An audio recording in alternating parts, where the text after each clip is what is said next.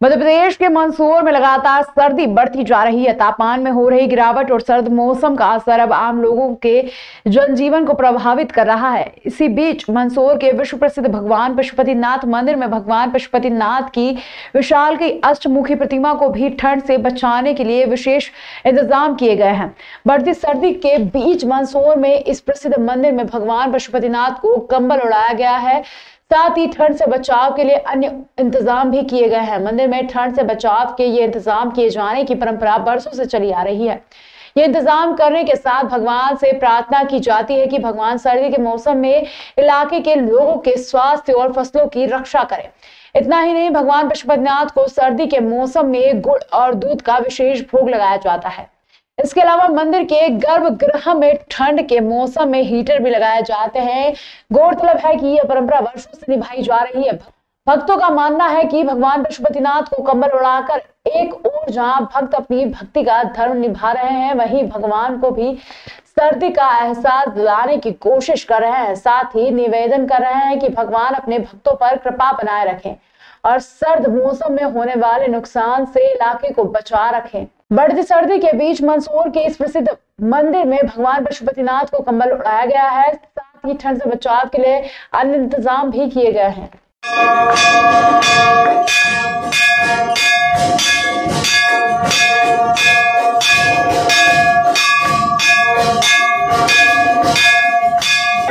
प्रति वर्षानुसार इस वर्ष में जैसे जैसे ठंड का प्रकोप बढ़ता जा रहा है,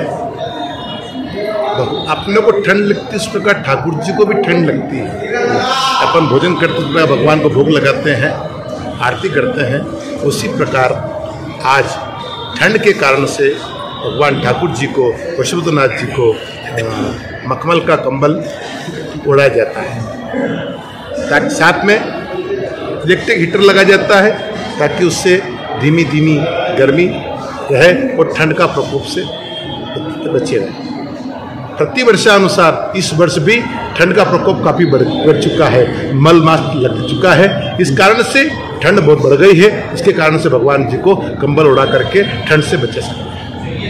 जी, आज पशुपति बाबा को ये हर वर्ष कंबल उड़ाया जा रहा है। पशुपति बाबा को जैसे ही ठंड बढ़ती है तो पशुपति बाबा को कंबल उड़ाया जाता है और यह कंबल हर वर्ष उड़ाया जाता है। यह परंपरा हर वर्ष चल रही है परंपरा, और कई वर्षों हो गए हैं परंपरा को। पशुपति बाबा को कंबल उड़ाया जाता है, पशुपति बाबा को गुड़ का भोग लगाया जाता है ठंड में, पशुपति बाबा को दूध का भोग लगाया जाता है, गर्म दूध का, और पशुपति की सेन आरती के बाद ही पश्चात प्रभु पशुपति बाबा को कंबल उड़ाया ताकि पशुपतिनाथ बाबा को ठंड ना लगे। ये भक्तों की और भगवान की जो बीच की डोर बंधी हुई है, ये उसका केंद्र है। और पशुपति बाबा को ये भक्तों के लाड़ भी है कहीं ना कहीं, और ये सभी मंदिरों में भी होता है कि भगवान को ठंड ना लगे, इसलिए सभी भगवान को मतलब कंबल ओढ़ा जाता है। और यहाँ पे भी कई वर्षों से परंपरा चल रही है कि भगवान को कंबल ओढ़ाने की। तो यहाँ प्रति वर्ष ठंड में भी ओढ़ाया जा रहा है पशुपति बाबा कंबल।